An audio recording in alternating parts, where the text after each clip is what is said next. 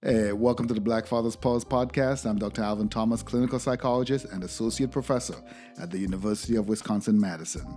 I study fathers and their children. But here's the thing.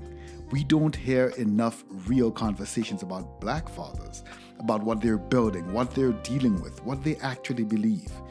That's what we're doing here.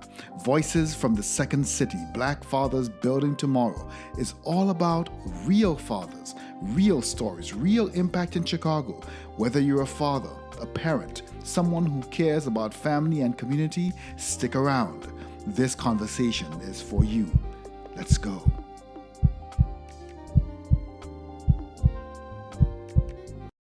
40 years ago, a Chicago coach looked at the young people in his neighborhood. The kids surrounded by drugs, gang violence, and limited horizons, and asked a simple question. What if there was a different path? What if a teenager could see themselves not as a statistic, but as an athlete, as someone capable of completing a triathlon, as someone worth investing in? That question has changed thousands of lives. Welcome back to the Black Fathers Pulse. I'm Dr. Alvin Thomas, and this is part of our special Chicago series, Voices from the Second City, Black Fathers Building Tomorrow. And today we're talking with Mr. Bernard Lyles, founder and executive director of TriMasters Chicago. For over 4 decades, Bernard has been known internationally as the ambassador of triathlon to African American communities. But more than that, he's been a father figure, a mentor, a coach, and possibly keeper for young people across Chicago. He's trained over 2,800 youth, and he's shown them they can swim in open water. He's shown them they can race. He's shown them the world looks different when you believe in yourself. And this is not a story about running. This is a story about what's possible when someone believes in your potential even before you do. Thank you so much, Bernard, for joining us today. Thank you for having me. I want to talk about the pleasure that comes from a triathlon and all that you've built along the way. So I want to start at the beginning. You founded TriMasters Chicago in 1990, it was? 1990, yeah. Started out with the adults. 1990? Yeah, 1990. Okay. And then you launched the youth program in 1992 with a grant of Yes, $10,000 from the Chicago Community right. Trust. What was happening in your life at that moment? Why triathlon? Why youth? Why Okay. Chicago? Originally from Chicago, so whatever I do is Okay, gonna be right here. um, right. I started out actually as a marathon runner, and running marathons takes a lot of training, a lot of running, and I had ran myself so much that I ran up into an injury. And so to combat that injury, my doctor he took me off the bike. I mean, the running is for about 6 to 8 weeks. They always say 6 to 8 weeks. And so I had to do something to Right. keep my activity going, my cardio good. So I started cycling more. And I'm always, involved with swimming ever since I was a teenager. So I'm out cycling one day, and one of my buddies pulled me to the side. We stopped and talked on the course, and he said, "Bernard, I did this Right. triathlon. It's an indoor triathlon, but it was great." He said, "We swim, and then we went out, we rode the bike, and we ran." He said, "You ought to try. You'll be good at it." He always motivates me. You'll be good at it.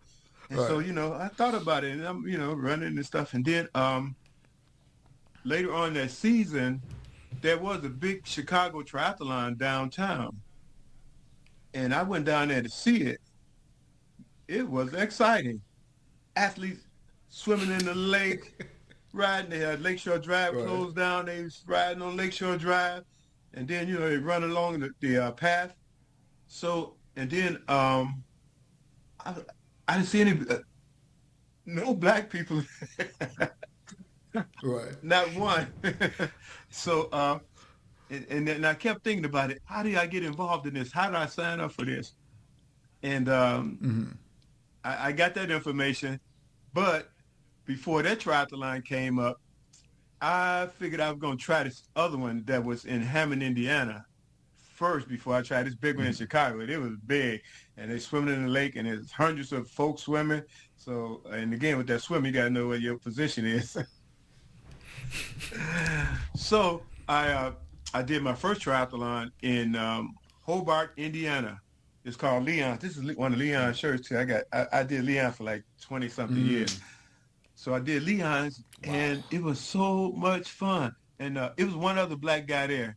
His name was Jerry. I never forget him and his Mhm. parents were there. We hooked up just like we knew each other all the time. And so Right. um, the scary part about it was when I was driving there, I saw all these inner tubes out in the lake. That was the course. So I'm like, oh my God, I Wow. wonder if I got myself into something here. Because, I swim in the pools and I mess around in the lake, but I never Right. competed Right. like that. And this girl standing by me, because I said, wow, that's a long way to go down there. I'm thinking we're going to go down there and get out. She said, no, we have Right. to go down there and come back. Oh man, what I do that for? So that was on Friday and the race is on Sunday. So we pick up our package, look at the course. So Friday night, I did not sleep Right. good. I got nervous because I got into this. All my running buddies, they know I'm going to do this thing. So even one of my friends, she gave me her bike to use because she said, I know you're not going to ride that day. I had some kind of rally. And she said, I know you're not going Right. to Right. ride Right. that. And so she gave me her bike to use. And it was a whole lot better than mine, for real. And so I took her bike down there. And so I didn't sleep Friday night. I didn't sleep Saturday night. Sunday's race day. So I get there and Leon said, where's your helmet? I didn't know we need no helmet. So he said, You were right, you're not unequipped for equipped. The this. girl that gave me a bike to ride. Now I got to get this helmet. And so he said, I'll tell you what you do. Go in the trail over there and tell my mom, I said, give you one of my helmets. And then, use that. So I went in the trailer and I told her, Leon said, come in and get a helmet. And it was one of these leather helmets. This is before the real helmet. Yeah, this Right. is Right. 19, this is Right. 1983. Oh, This is this is old. 1983. So they had these leather helmets. So Wow. I had the helmet, I put it on and everything. I mean, I put it by my bike for the transition. And got myself together, go for the swim, get this thing started. So I was in the second wave. It's the first wave goes off with, Mhm. the elite. And then the Right. rest of Right. us go Right. second and third. So I was in the second wave. When they took off, man, arms flinging, it looked like how piranha fish look. Right. Right. Right. I'm scared now. It's like a Right. feeding frenzy. I'm really scared now. so so my turn came up, the gun went out, I just went. I did good too.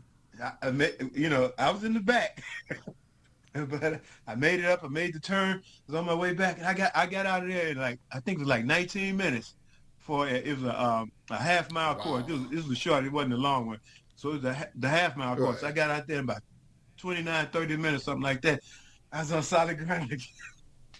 So I got on this nice bike that my friend gave me, and I was rolling. We was riding good. And next thing you know, train, train. They didn't time the train, so only the Right. faster guys and the elite runners they got past before the train came. So the rest of us Okay. waiting on this train to come back. So all these bikes piling up, all this piling up, waiting on this train to stop. So all this like the second and third wave. So it's about 100 and some athletes. So once the train finally passed, we all Wow. took off to make this thing up. So I got that done. There's a lot of good cyclists, man. They was passing. There's so many of them passing that, this is, wow, these guys are tough. But Doc, I was a runner. I was a runner. And it ain't over till you run. Man, I ran. I cleaned up a whole bunch of all those guys that bike past me, ran past me. They didn't see Yeah, they that didn't see me coming. coming. But you know what? They remember that black boy.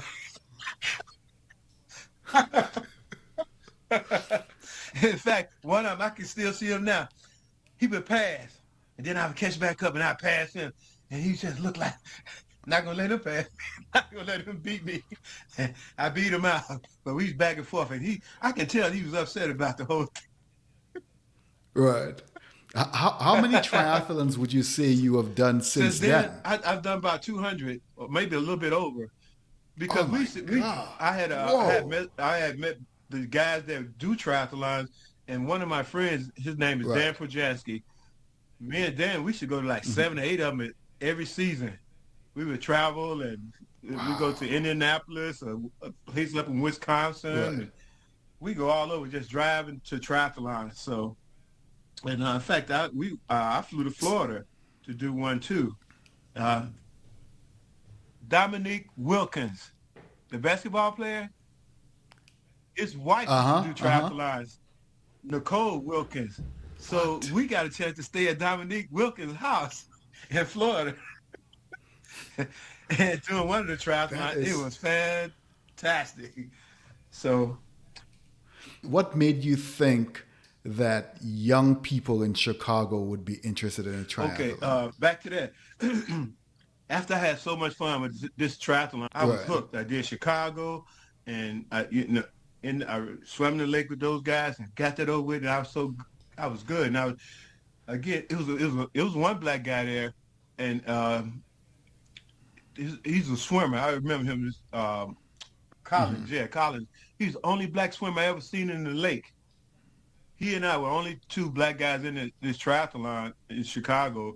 It was about 3,000 athletes because they built that. We had the world's largest at one point, but at that time it was probably about 3,000 athletes, and me and Colin, we were the only two, you know, people of color in there, and we had a good time. And we meet great people, great athletes are great people, and they encouraged me, and you know, taught me a couple things, gave me some equipment because my equipment, I didn't have no money.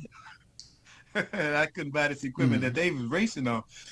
One of the world champions gave me a bike, gave me a nice bike.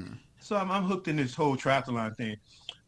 So that started in 83. So in 89, I met the original Tri Masters.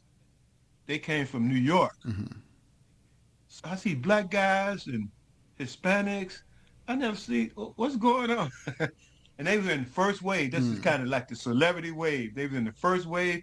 It was Right. impressive. I Right. was like, oh, where they come from? Then I found out that the race director sponsored them to come to Chicago to race Trimasters. A guy named Alvin Hartley.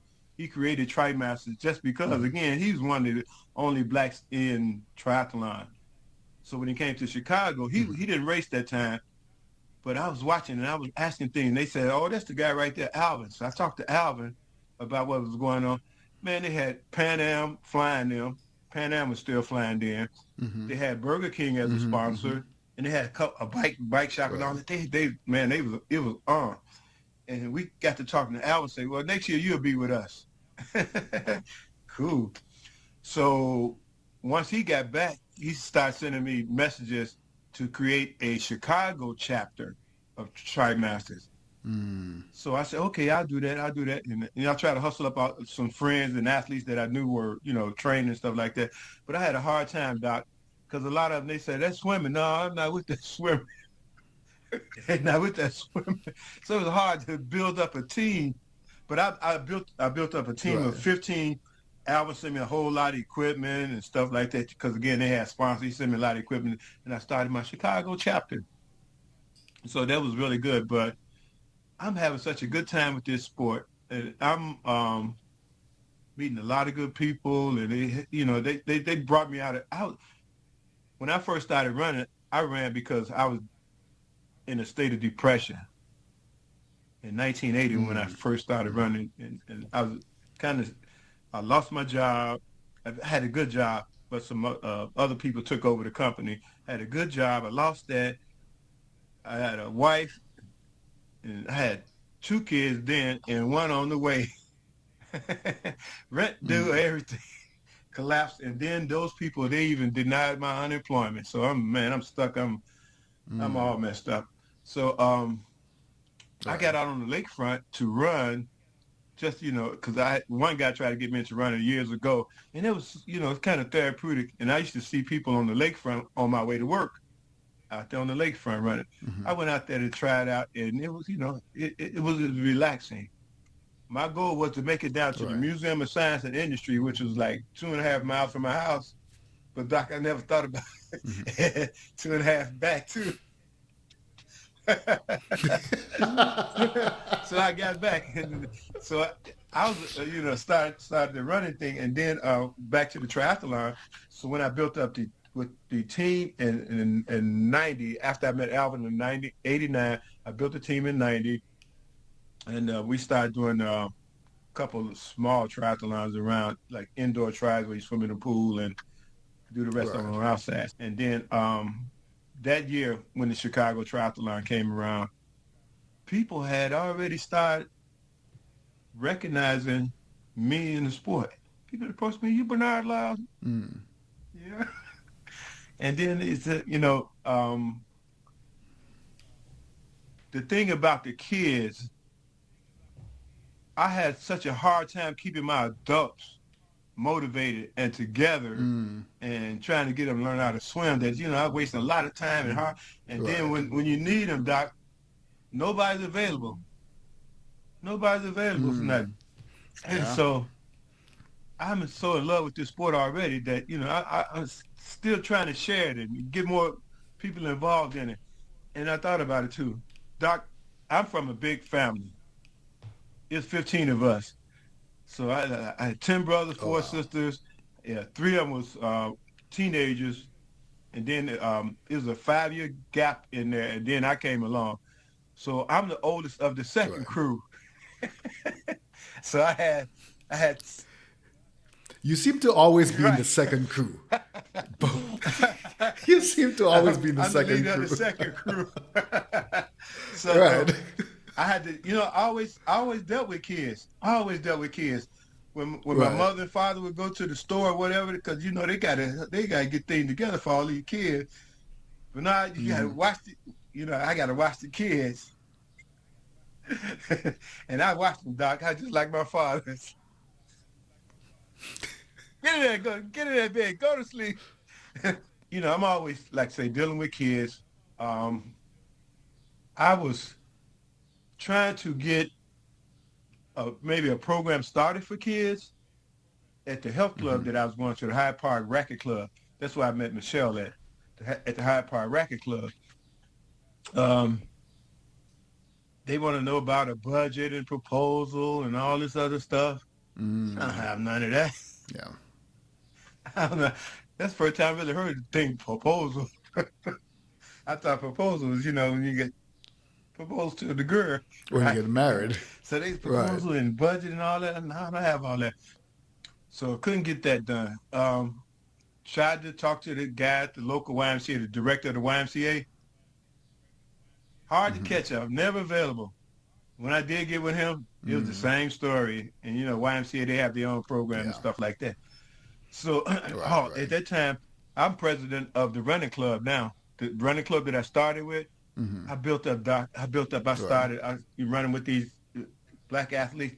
They ran in college and all this. I started meeting them one at a time, and they trained me to run marathon. Mm. So I'm running. I like again. I'm not unemployed most of the time, so I got plenty of time to run and train Right. and stuff like that. And so I'm meeting people and I'm running longer.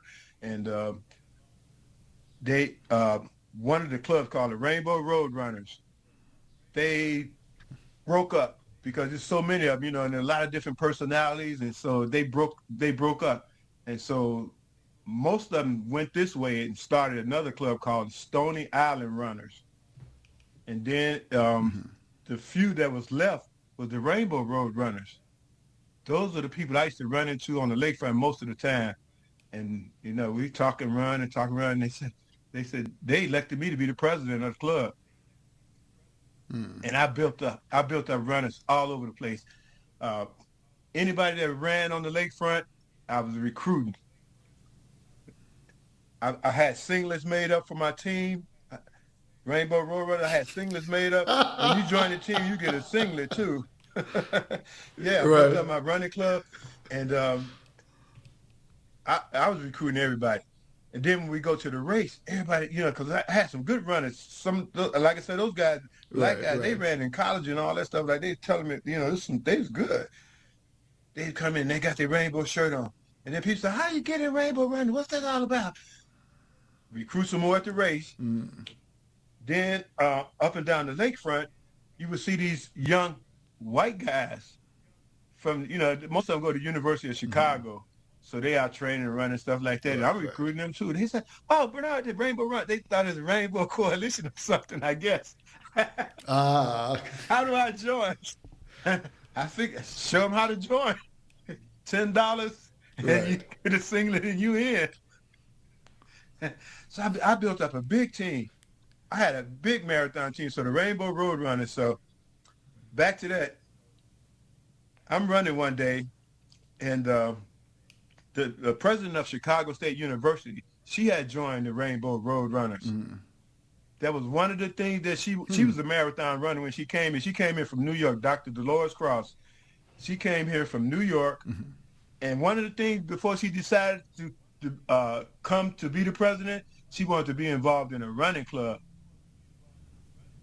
And And she found you Chicago State, guys, or you yeah, guys found no, her. the lady in special events who I eventually ended up working for, she called me, and I went to her office, and she said, "Yeah, Ah. I heard you have a running club and all that." And then she told me there's a president. We have an interim president coming, and she wants to be involved in a running club. And I told her about it. And so Dr. Cross, as soon as she came, she called me into her office, and we talked for a little while. And then she joined the club right there at the university. And we started meeting on the lakefront. And so one day we running and talking. And I brought it. I might have brought it up several times that I'm trying to start this program Right. for youth. I want to, train some kids in this triathlon that I've been doing. And because again, it's one grandmother. She had a hard time. She had like 7 grandkids. I grew up with her kids. So the grandkids, they drop them off over there, and I go visit. And I had visualized this whole program, and the grandmother's name, Miss Randolph. I said, Miss Randolph, when I get this program, I'm gonna help you out to take these guys off your hands for a while. And so I must have ran with Dr. Cross one time, and I brought it up. I get a call from the office. The president would like you to come up and meet with her. I went into the president's office, and she asked me. She said, "Could you really put on a youth program?" It was no time to say. There's no time to say no. I said, yeah, I could do it. And so, I was working for city colleges at that point. I worked for city colleges Okay. at Truman College, and so I'm working up there at Truman College on the North Side. When I went to Chicago State, and she offered me the chance to really do a youth program, yes, I can do that. So what I did, I took a leave of absence from my job and my vacation time, and I went back to the university to do that program right off the cuff. And we met with her legal team to make sure we can do this on campus and some other things, and a couple Right. other the athletic director and a few other people. We met with all of them, so the athletic director made out the forms that I got to fill out for the kids, and all they got to have physical and all the information and stuff like that. And okay, I'm working on it. I'm working on it. So when I left that office, I was on it. Miss Randolph, first one. Those 7 kids, it was in the middle of July of 92. All kids are already in summer programs. So I had to hustle up kids. I got 7 over here, couple people on campus. Right. Right. They got kids that ain't doing nothing. I got them and a few other friends got kids. And my kids is mandatory. They gotta They right. have no They gotta be choice. there. So I hustled up 30 Right. kids, and I got the grant for the 10,000. That's what she wanted to do. She had got that grant for 10,000 from Chicago Community Trust but she wanted to make sure to use that grant in the Uh, best possible is way. it? Yeah, Yeah, yeah, and it's still yeah, working. yeah. so, Wow. uh, so I started programming 30 kids. I got two of my trimester adults to come help me coach. I hired one lifeguard. Mm-hmm.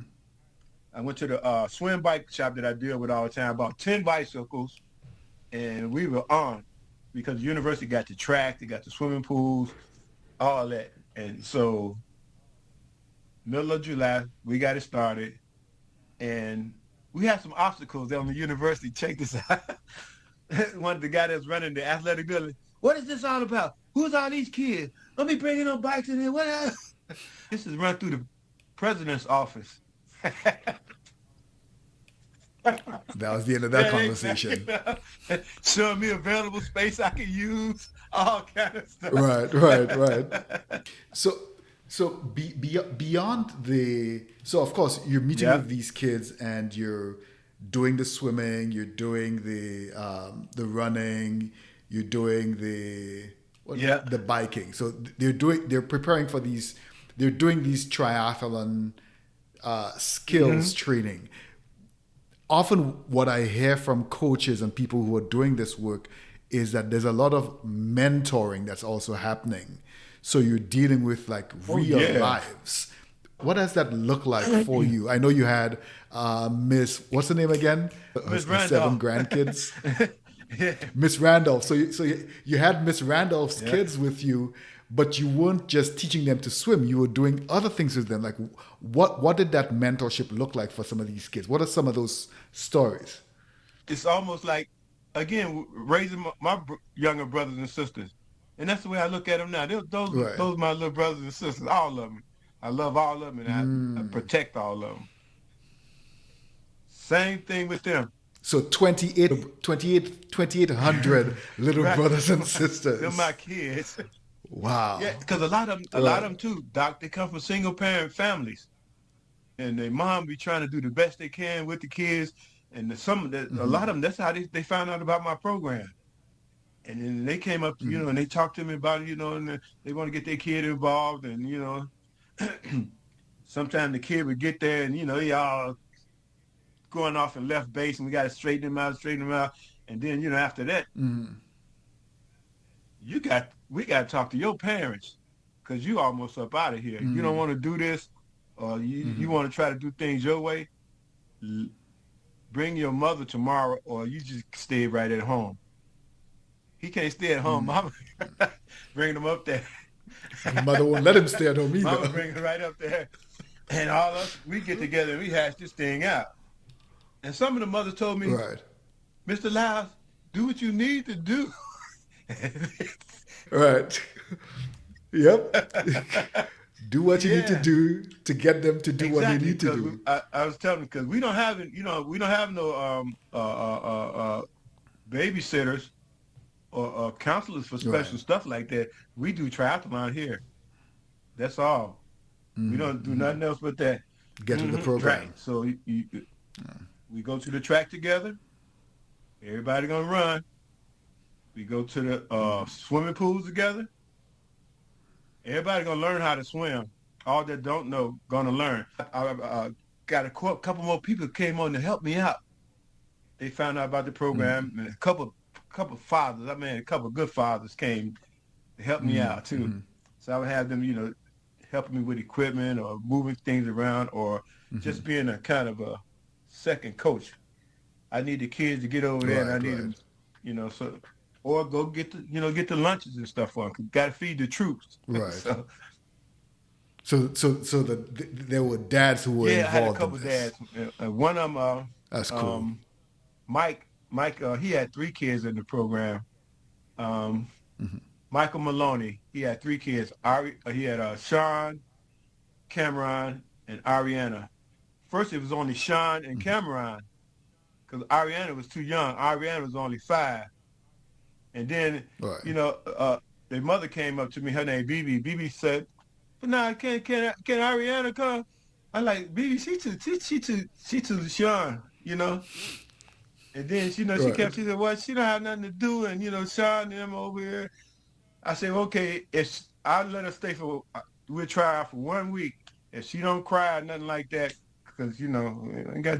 That's why I started them at 6, because We don't have they babysitters. usually stop crying by then. Right. Man, don't you know Ariana? She took over. She became one of the best. Once we got her trained, and man, she outrun them boys. I should put her against the Wow. boys. Pick out me about 5 or 6 boys. Put Ariana on them. She would get them. Her brother Sean. Sean was Wow. good. Sean was the first 10-year-old that I took to the Chicago triathlon.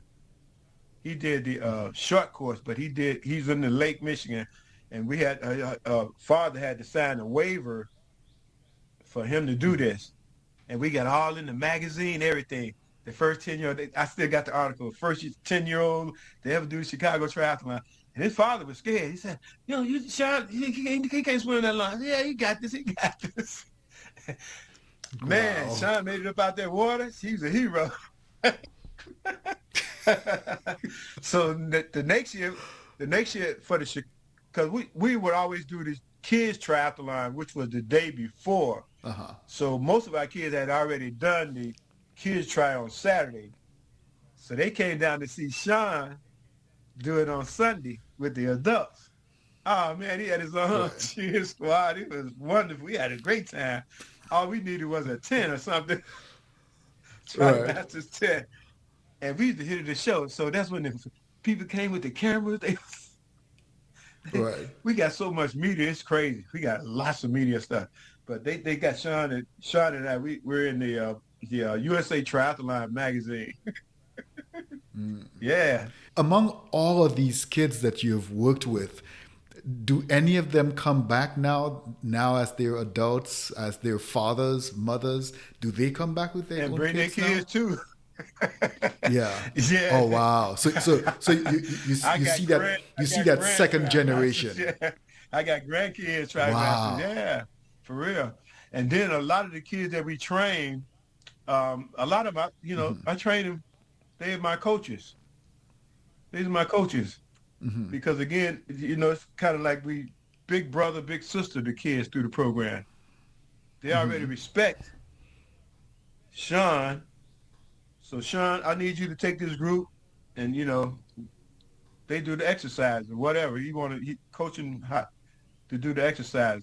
I got another one, help do the running, help the running coach get the running done. He learned how to coach running, and I am so proud of my swimmers because a lot of them got their first job as a lifeguard with Chicago Park District. They man all the parks I go to. Some of my kids are at those parks lifeguard, make good money. They on the swim teams. Couple of high schools, they come to me every year.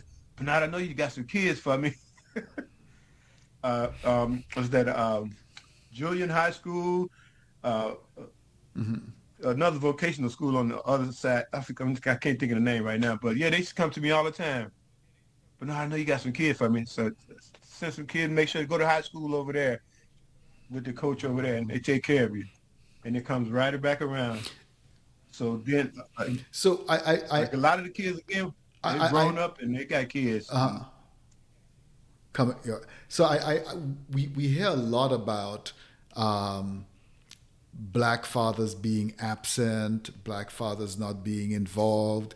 Um, and then I hear something like this, where not only can a father send his child, his son, his daughter, to learn these skills and to be mentored, but they, as the father, can also show up and be part of this as well with their Yeah. child. What would you say? You've been doing this for 40 years and more, mentoring young people, doing all this really great work. What would you say to a father who is trying but struggling, who's doing his best but doesn't have the best of situations? What would you tell him Well, around if he this? came to me personally, I would try to work out Right. what can I do to help out? How can I get your kid involved? How can I get to get the family involved? I get the family involved in what we do. because again, I have some great mothers in the program. Great mothers. They help set up the picnics and do different things like that. The fathers, I try to get them, see where they at because again, I've been in those places. I've been poor. I got kids. I struggled through that. Whatever tip, based on what they've told me the situation is, how can I help? How can I bring Johnny into the program? Because again, sometimes it just comes down to they can't afford it. Don't tell nobody, but I'll let them in. Right. I like I like what you said. You said I want to bring the entire family into the Right. program. Yeah. Why not just the child? Well, the family, again, I got resources and they can really see how their Right. kids participate, how they act, and they pick up skills on how I kind of discipline them. No, you don't run Right. this Right. over here. You sit right Right. there. I don't scream at them or nothing like that, but I'm in their face.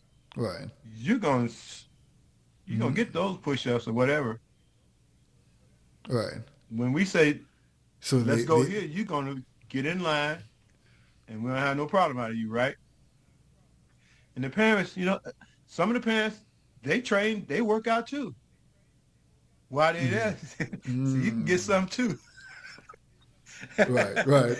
I love the idea of a father or a parent being able to watch their child perform in a different space outside of the Oh, home, see how the child functions in that environment with another adult, and then being able to, it's almost like being outside of right. yourself and seeing what you're doing and just being able to use that information to help better what's going on at home. That's really And cool. the kids that from the neighborhood, whatever they learned as youth, pretty much that's what they get involved in.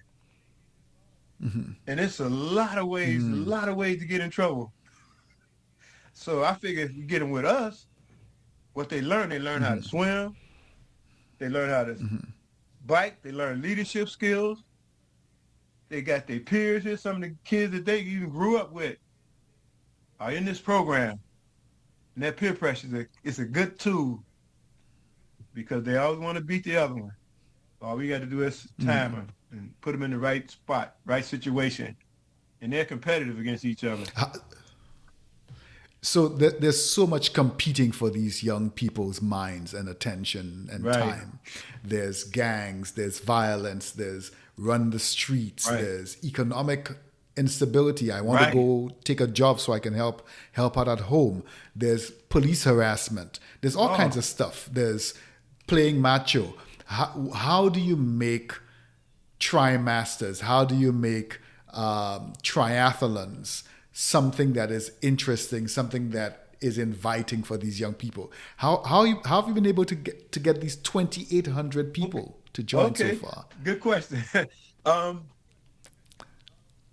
Back to the community and all the drugs and violence Right. and stuff like that.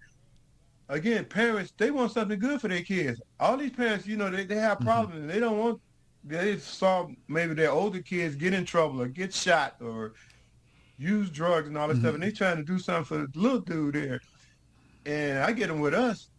Again, what they learn when they're young, they kind of stick with it. And the parents, when they bring them to the program, they see what's going on. They love it. I'm figuring they're on this university campus. They feel welcome. They learn all different things. Maybe they'll go to school here. That's another thing about our program. We're trying to get more kids to stay in state, go to Chicago State. You can almost get a free education instead of going off. But again, a lot of, I'm still in the community right now. I've lived in all the high crime communities. We started out in Lawndale, then we moved to Inglewood, Roseland, now I'm in Chatham. And it's always in the news. So it's a lot. And kids don't, they don't have a choice on picking their brothers and sisters or whatever. So their older brothers and sisters, they're involved in stuff. So little dude, he wants to be a gangster too. Miss Yeah. Randolph kids. That's why she had all the kids, because her kids like I said, I grew up with them, her kids, and they were into drugs and gangs and call themselves a G and all that stuff like that. Yeah, Right, yeah. right. So I'm straightening these guys out, and they came there with some of that attitude too. We fixed all that. This is not what you do. And when I got them to the first Right. competition, when I got them to the first competition, you would be amazed at what happened that followed the week when we got back to campus. All Yes. kind of It stories and made sense. excitement, and it was wonderful. Another thing about fathering, too, Doc, all my kids, it was mandatory. They're in the program. I think only one escaped being in the program. He was 15 or 16 at that time. So, but my daughter and my youngest son, then my grandkids now, all of them, they've been in there. I got 18 grandkids. And I Wow. think at least That a is dozen that have been in the is program. Yeah. that is Yeah, excellent. mandatory because That is you're excellent. dealing with kids. Yep. Again, those are all my kids and my grandkids. And then I'm gonna tell you this one too. One time we took 108 kids to the triathlon. Yeah, black 108 kids, Doc. kids. Oh my Check this out. God. My program I got so popular, so good, we limited at 100. We limited at 100. And I had more coaches. How many buses Oh, is I'm gonna that? tell you that. So we had 100 kids already, right? So this other program on campus, they was having academics in the morning, and they supposed to have sports in the afternoon. But they didn't Right. have no coaches to have a sports program. So the dean came to me and asked me. She said, "Bernard, I've been watching you in your program." She said, "I need, I got 60 kids that need to have athletics. Can they be part of your program?" And like, well, I'm kind of like, we already maxed out at 100, and then there's fees and all that stuff like that. She said, Right. "What if I gave you some of our grant to train them?" I say, "Yeah, because I need to hire some more coaches and stuff like that if I do that." Right. Right. So that's why she offered me part of her grant. She broke off, I think, like $25,000 off of whatever grant she had, put it in our foundation account. And I hired two, not two, maybe three more coaches to help us out. So we had 160 kids to train. Man, every day we go home, we were burned out, kids burned out, everything. Uh-huh. So when it came to triathlon day, right before the triathlon, I always go down and pick up the race packages for the kids. I went to the expo to pick Right. up the race pack. I picked up like 90 packages. The guy at the timer, he was like, "Bernard, where you get all these kids from?" And so Doc came race day, so I picked up the 90 packages, and the other the parents might have picked up their packages. So we had 108 Right. kids that Right. showed up. So triathlon day, everybody meeting at the university. So because we got to go from the south side to the north side to do the triathlon. And man, we got 4 school buses. And we loaded them all up with bikes and stuff, like load up the bikes and equipment and all the stuff that we need. 4 school buses, and put the kids on one bus. I think we put the kids on 2 buses. We put the equipment on 2 buses. And then we had parents drive their cars and stuff like that. One of the parents drove me down there in her Beamer.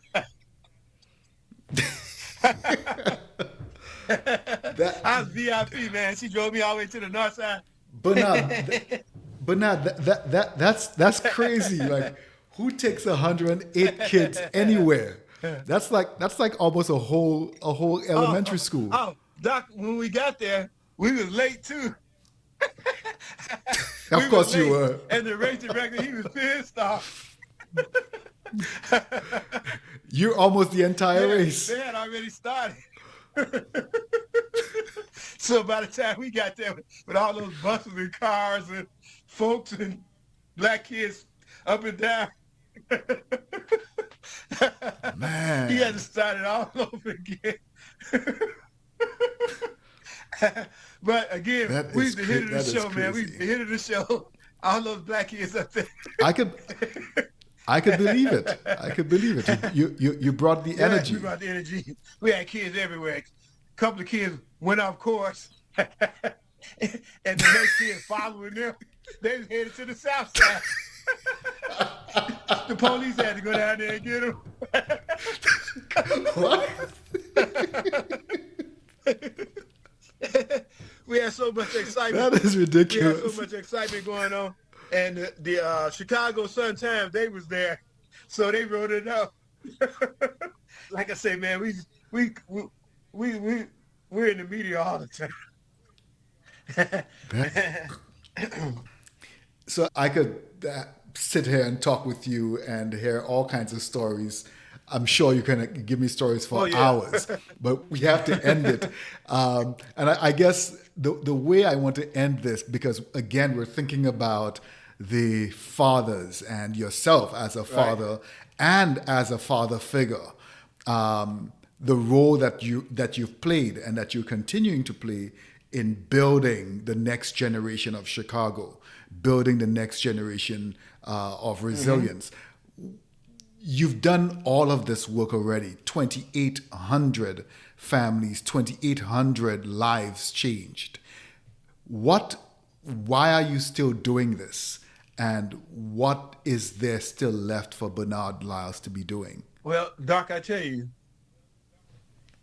at this point, I feel I'm going to have to just die in this position.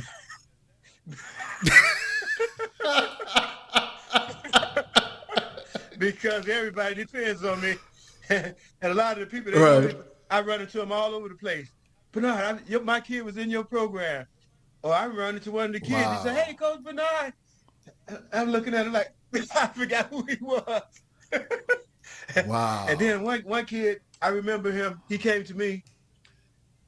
It was three of them in the program, and he was into so much stuff. Mm-hmm.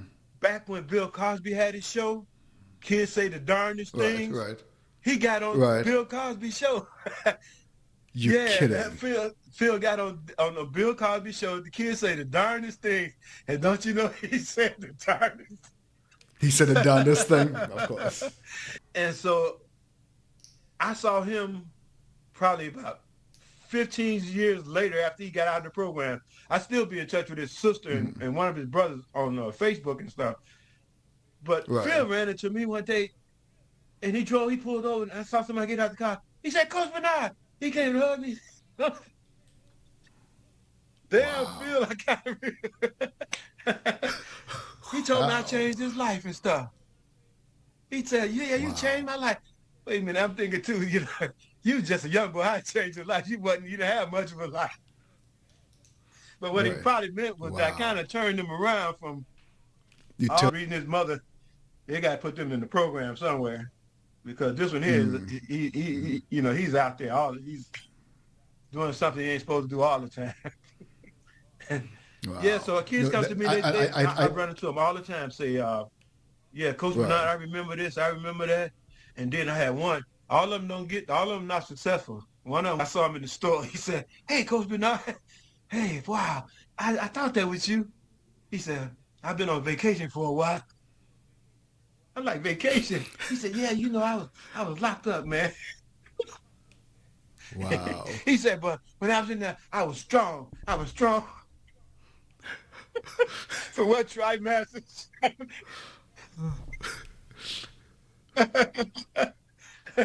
I think that's an excellent place for us to stop. Both the successes and recognizing that not everybody is successful in the same way. But it really is great to hear the stories behind the impact that you've had. And for listeners who want to learn more about the Trimasters Chicago, to support the work, to get involved, whether you're an athlete, a mentor, a parent, a father, we will have those links, all of those links in our show notes. You can find Trimasters at trimasters.net. We will put that link on the show as well, so you could go in and learn more about what Bernard has been doing, is doing, and is going to apparently continue doing until he dies, he You says. can Google me. Thank you so much. This has been the Black Fathers Pulse. I'm Dr. Alvin Thomas. We are part of a special Chicago series, Voices from the Second City Black Fathers Building Tomorrow, made possible by the generous support of the Field Foundation. If Bernard's story has moved you, and if you've been transformed by a coach, by a mentor, a father figure who believed in you, we want to hear from you. Share this episode, tag us, tell us who's the Bernard Lyles in your life. Who showed you what was possible? Because that's what this series is about. It's about the men who show up, who believe, who create possibility in spaces where the world says there would be none. Bernard Lyles has done that for thousands. And his example is an invitation to all of us to be that person for a child, for someone else. Thank you so much for listening, and we'll see you next week for another voice of the Second City. This is the Black Fathers Pulse.